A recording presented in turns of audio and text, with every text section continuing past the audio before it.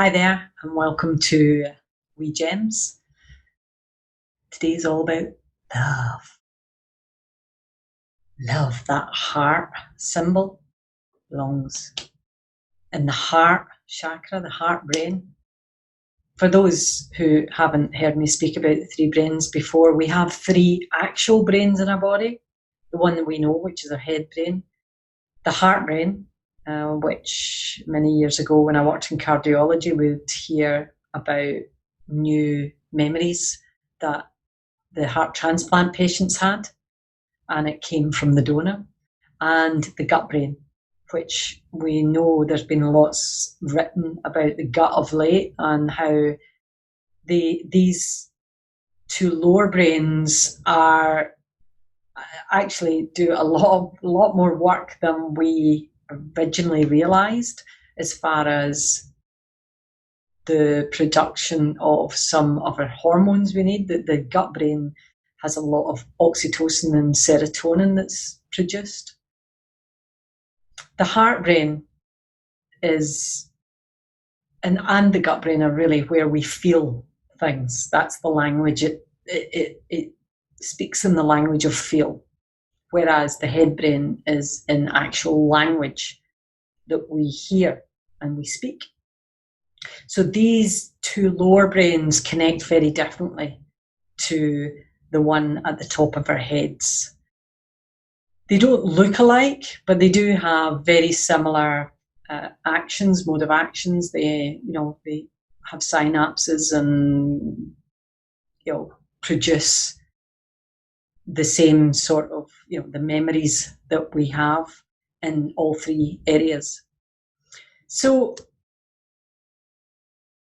what is love about? What's the heart all about? Well, we talk about compassion and kindness as being a heart brain quality or qualities. And love is such a used word. I mean, we hear it so often in songs. We when we're younger, we know the feel of love, and we might not even know the word of love, because as we come in as babies, we may actually feel the love of our mother, our father, or our siblings. We don't actually know the word. So we feel love. The other thing is, we show love. Our actions show love. And an example of this is where we talk about God's love and the love of God, which for me runs through us all.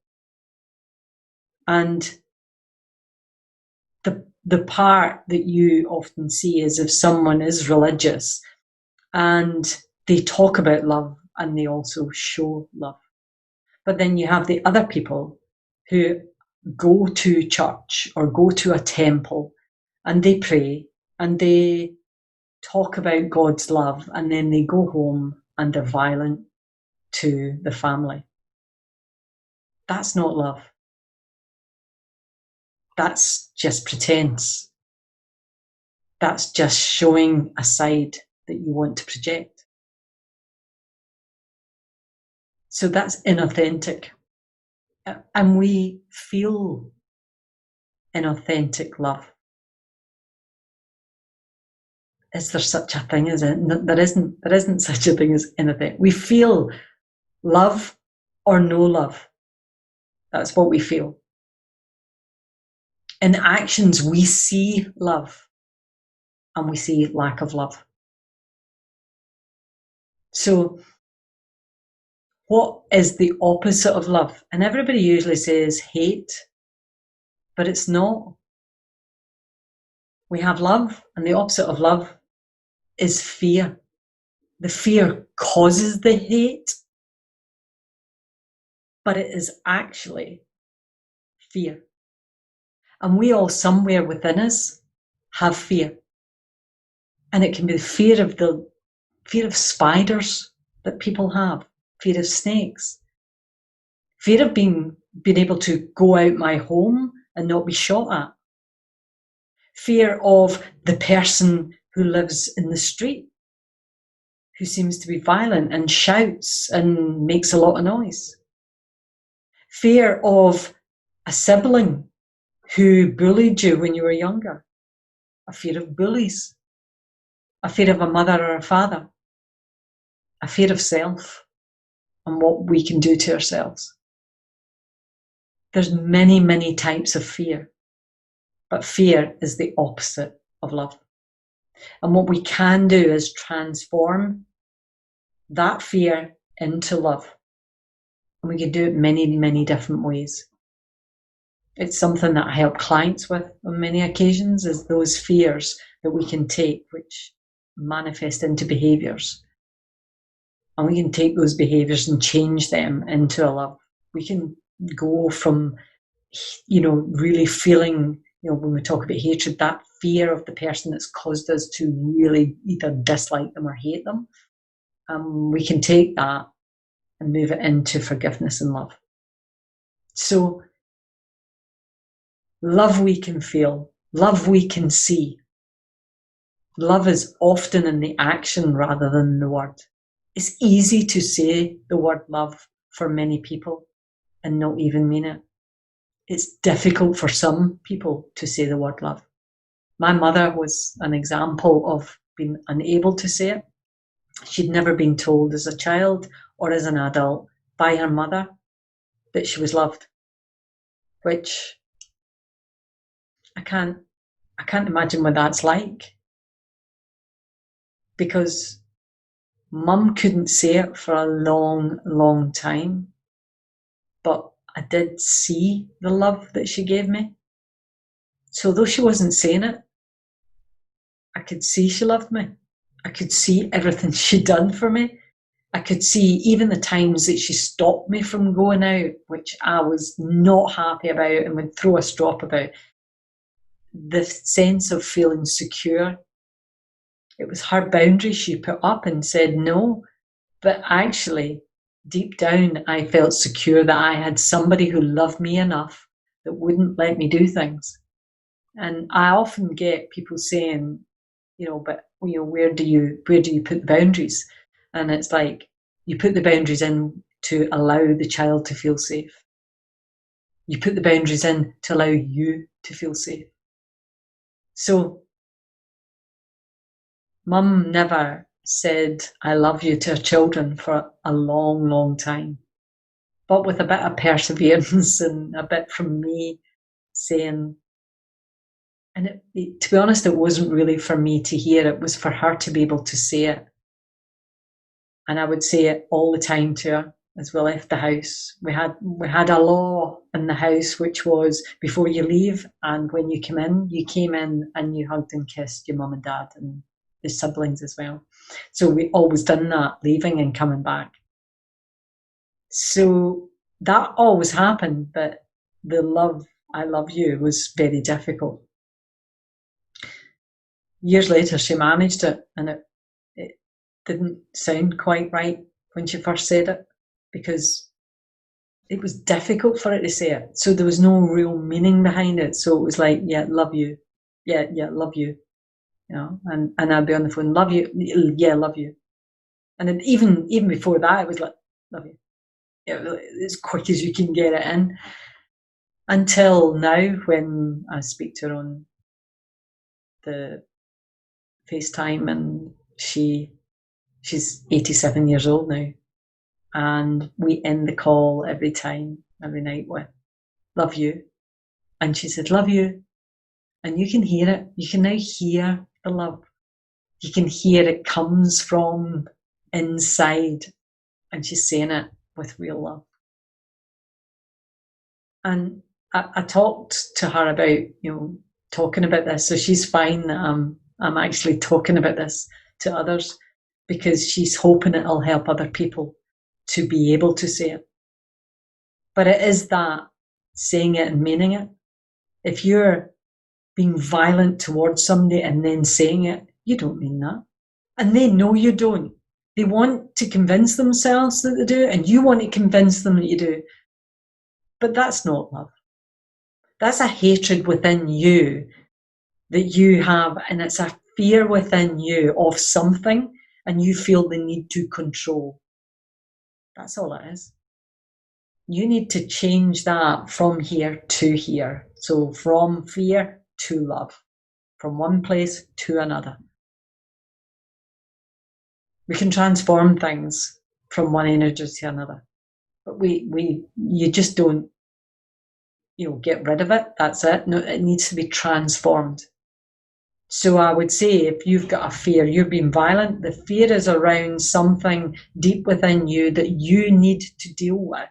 That, looking at that shadow side, you deal with that and you will deal with the situation that keeps coming out, because at the moment you just keep cramming down all the negative emotion, which just builds up and then blows. So when it comes to transforming that fear, which then turns to hate, to turn to violence, that can be done, but you need to be the one who does it. When we love people, it's really easy to show it. And the thing is, when we're loving someone, it's our source energy running through us to them.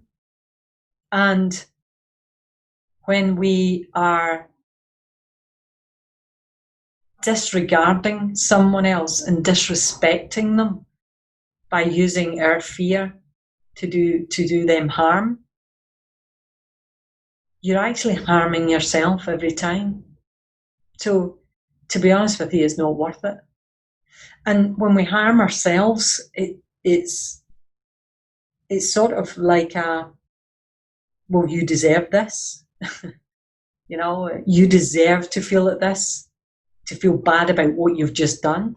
So it's like this never-ending circle, because we're not dealing with this shadow side, this fear that is within us, whatever that fear may be for you. And we've all got fears, but it just depends on how much you keep cramming it down and what you use or don't use to release it. And when we don't release our feelings and acknowledge our feelings, then they have to come out in some way, and usually it's not a very nice way it comes out. So the epidemic we have at this moment in time is fear.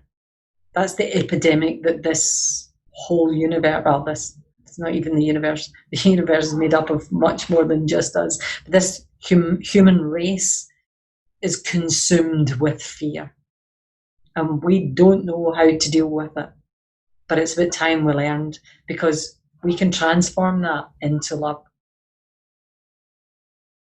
I talk about we're all connected, and I've explained this to many an audience that I've spoken to, and many a client that I've worked with. But when we understand that connection, not from the point of view that I feel something for that person, so there's something there. If we understand that this body is a vibrating mass, it's not solid. It really isn't. The skin isn't solid, the blood isn't solid, the bone that mends itself isn't solid. It feels heavy, and this table in front of me isn't solid. This table is a vibrating mass. It's just lots of particles tightly pushed together. So we live in a vibrational world. We are vibrational beings. And when you understand the body and the fact that, we have so much in common with everyone else who's human being, because we have the same sort of systems that are going on in our body. And when you understand the lighting that I have shining on me at the moment so you can see me is run by electricity. This film that I'm producing at the moment is electricity that comes through the wires to be able to feed this in. So if you think about where that electricity comes from, it comes down the wire, hits a resistor. We can turn that resistor on or off. And if we turn it on, it comes through to filaments. And the only way we can see the electricity is through the filament. It comes through and it comes on as light. But up until that, we can't actually see the electricity. And it comes from a power station of some sort, so a source of power. And that can be made of nuclear of coal, of wind, of solar. It can be made oil. It can be made by all sorts of means of energy that creates the power source. But that power source sends it down the line and boom, we have electricity. So why am I talking about electricity? Why is Mags going on about electricity? Well, actually, when you look at our body, we have a spinal column that is like one big electric wire that runs our bodies, and we have a whole nervous system that runs on electricity. Every single one of us, you, me, everyone, every living thing, animals, we all have electricity running through us. And when we lift our hand up, that takes electrical impulses to do that. I don't have to think about it. It's what's amazing about this body. But it does it for me. But those electrical impulses are firing off to allow me to do all of this. So Max, why are you talking to me about electricity running through my body? Because the important part of that, guys, is electricity needs a source. Where is your source of that electricity? Where's your source? And if you're going to say, well, food is a source because that gives us energy, it gives us energy. It doesn't give us electricity. So remember, electricity we cannot see. And we're fully charged. That's why earthing ourselves, grounding ourselves is very good for us. Because it actually earths the electrical system. We're all electrical and magnetic, including the earth is too, right? So for us, when we ground ourselves, it allows us to, we would never put electric wires in without grounding using an earthing wire, right? So we need to start doing that more for ourselves. But this whole system that has electricity, we can't see electricity, but it's coming into our bodies from a source. That's why we're all connected. It's why I talk about the co-creation. We're co-creating with our source. We're co-creating with everyone else because they're part of that source energy, that God energy, if you want to call it that. We are all one. This is why it's futile what we do to each other. Because when we do it to someone, it comes straight back on us. We do it to ourselves. And I don't care who you are and what you are, you're going to feel it. Even if you don't feel it up here, somewhere in your body, you're going to feel it. And that's going to be held in that body, and that is going to cause you dis-ease over time. We're all the same. This is what happens to us. So when we stay in love, which is the love energy that comes into us, it stays there, but we move away from. Vibrationally, we move away. So we have to vibrate at that higher love level. And that's when we feel good. So if you ever wonder if you're actually doing the right thing, if it feels good, then you are. If it doesn't, it's not. You vibrate at the level that is within you when it feels good.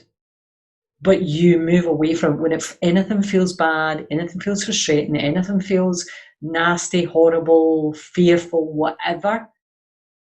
You've moved away from that source energy. And I mean by that, a vibrational move away from. That mind has moved away from. So to come back to it is about love, kindness, consideration, compassion. That's what love's all about. That's what this why area is all about. This is where your purpose sits. This is where your why sits, in the heart brain. If you think about it, this is, you want to do things in your life because you love them. that gives you the reason why I'm here to do it. That sits in the heart brain, the heart chakra. So what's love? Love is the feel and the actions that are shown, the feel you get. That's what love really is. And you hear it, you see it. The saying of it can be all sorts of things, but you feel it. And we're all here to love and be loved. And the great thing is, you don't even need to be loved by another, to be honest. Because if you love within here, it gives you the empowerment, the self-love gives you the confidence of knowing that you can be alone. Because many people are with lots and lots of people, but feel lonely. That's a different thing from being alone. I can be alone and feel completely and utterly loved because I allow myself to feel that. I don't actually need anyone else's love to make me feel love or make me feel loved. But it's taken me a long time to get there. That wasn't always the case, as I've mentioned before, when I was down in the depths of despair and depression, right? But I genuinely really don't need others around, but we become needy thinking we need other people. Yes, it's lovely that other people say how much they love me, and I genuinely feel that love. It's like, wow, that's nice. But I don't need it. I have that love within. That's what love really is. Because if I have that love within, I get to share that with many people. And if they have it within them, they get to share that with me. That's because we're connected. When I'm not sharing the love and I'm sharing something else, then I'm giving that back to me and to them. So, love is the answer. Love is the answer to fear. Sometimes we just need the bridge to get there, to transform it over. And there's many bridges out there. I use many bridges myself with clients, many bridges that I use myself to make sure that if ever fear comes in, I transform it as quick as possible. So give yourself a chance. Find the bridges, transform the fear that you have into the love, and then allow that love to shine through. Love is light, so it shines, and that's why I talk about, shining your brilliance.